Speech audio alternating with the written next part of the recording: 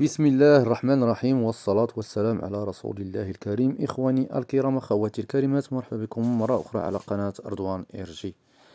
إخواني الكرام، اليوم إن شاء الله كما تعرف الجميع سيكون فريق الوداد المغربي أمام مواجهة مصيرية ضد العملاق الإيطالي يوفنتوس. اليوم إن شاء الله ضمن منافسات الجولة الثانية من المجموعة السابعة بكأس العالم للأندية.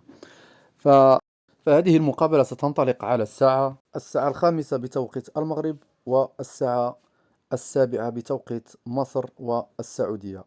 بالنسبة لهذه المقابلة التي ستنقل على قناة دازن، في حين بالنسبة للمعلق على هذه المباراة فهو المعلق خالد الغول.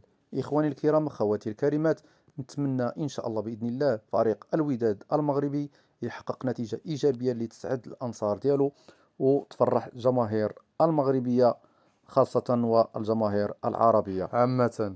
إذن إخواني، نتمنى حظ أوفر لفريق الوداد، وإلى اللقاء في فيديو قادم إن شاء الله.